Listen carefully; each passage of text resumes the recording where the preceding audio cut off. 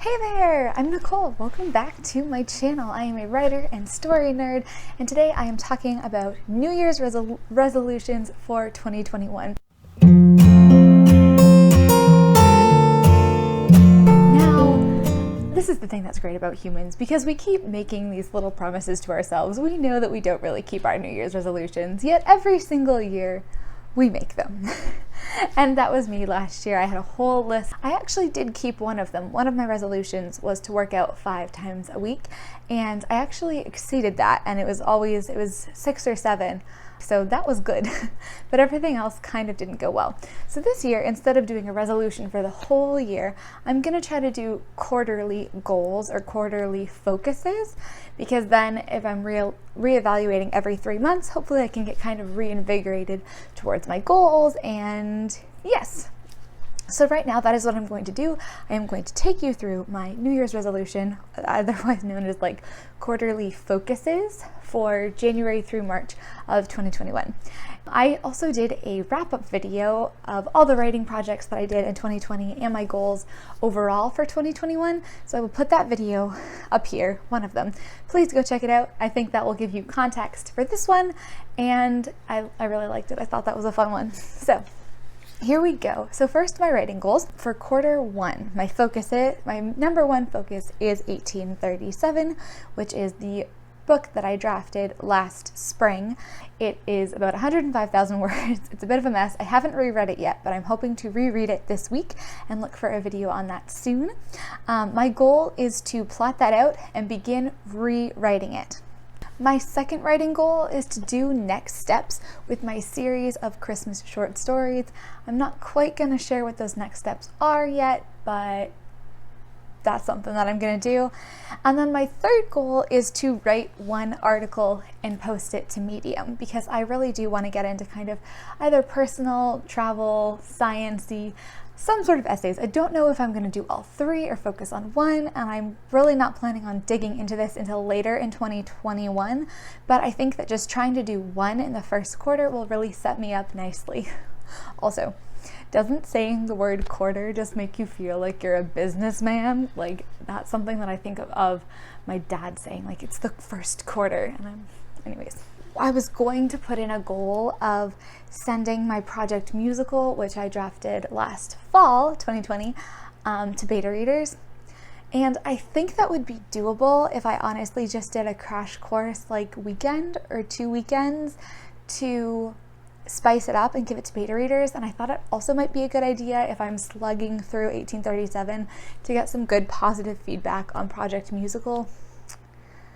But that is not, I didn't write it down because I feel like I'm going to have enough on my plate and I don't want to stress myself out over that goal. So then come YouTube goals. So my number one focus of quarter one is to post consistently. So I have recently, when I first started YouTube, I was doing kind of like a Monday, Wednesday, Saturday situation. I was doing like 3 a week, which is way too much right now. And then sometimes it would be like 1, and then sometimes it would be 2. And I think I might have missed 1 week. The schedule that I've worked out for myself that I really like is Sunday and Thursday, because then I can film the video that I'm going to post on Sunday on Saturday, edit it, and then post it Sunday evening. I like to post late afternoon, and then also film that video for Thursday on the weekend and edit it over Monday, Tuesday, Wednesday. So that's worked out really well for me. So I'm going to try to post consistently at least once a week, trying to aim for 2, but once, because sometimes, you know, things happen and you can only do once. My second YouTube goal is to aim to do 2 live writing sprint stream thingies per month. They'll probably be on weekends. They'll probably be in the morning. But definitely look out for those. And my goal number 3 is to do a collaboration. I was part of this really awesome one that I will also put up here that Meredith Phillips writes over from Meredith Phillips Writes. I think that's her channel name. Oh no. She puts together, and it was so much fun. And I would love to either put together something like that or even a smaller thing just with like a live chat with another AuthorTuber. So that's my goal. Okay, so that takes care of writing and YouTube, and then I thought it might be fun to share some of my other goals, just a kind of a random selection in work and life, etc. So my first one is to practice digital minimalism, and that is a whole other video that I'm going to be posting. Oh, look at me with my schedule, on Thursday, December 31st, December 31st, and all about how I do digital minimalism. And have a YouTube channel and write. And then, so that's the first one. The second one is to consistently use my schedule and to-do list. In undergrad, I was very, very good at this. I scheduled every hour of the day. I scheduled all my work. I was really on top of stuff. It was on the schedule. I did it.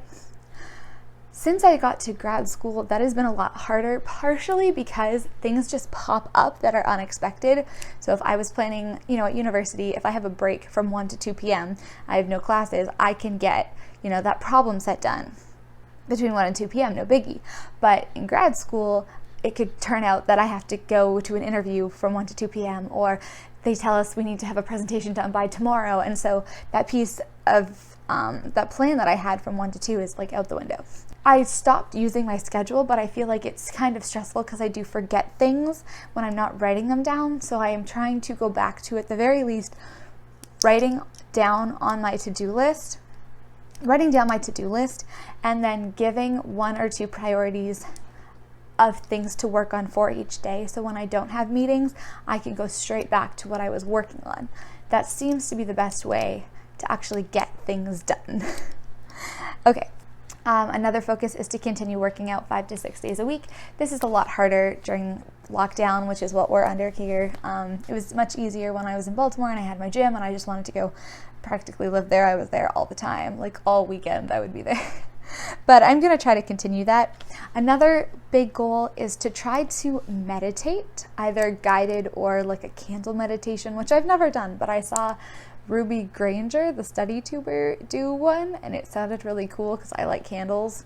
So yeah, but after work, when you've been on your laptop for so long, I've recently been feeling, when I say like, okay, I'm done work, just kind of like, ugh, after, because you've been on your screen for like 7-8 hours, whatever long it is.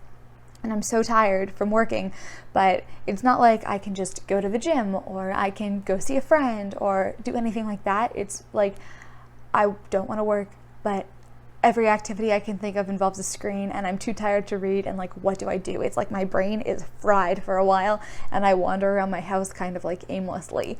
So I think what could really help is trying to do a meditation or like some stretching or something in that time right after I finish working.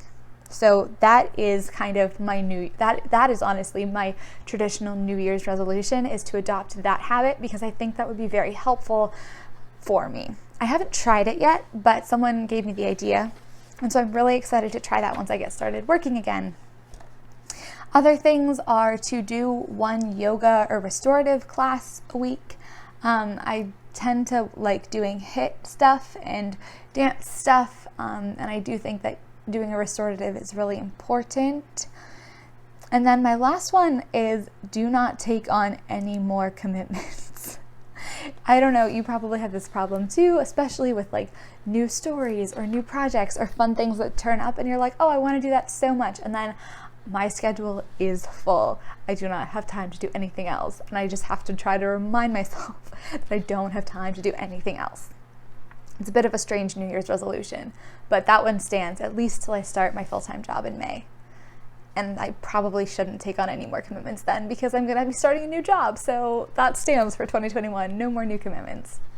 All right. So those are my New Year's resolutions / Q1 goals for 2021. They're not even goals, they're more like focuses for 2021. So how do you do your New Year's resolutions? Do you make them? Do you make goals? Do you go quarterly, monthly? Share some below. Thank you so much for watching, and I will see you next time on Thursday with another video.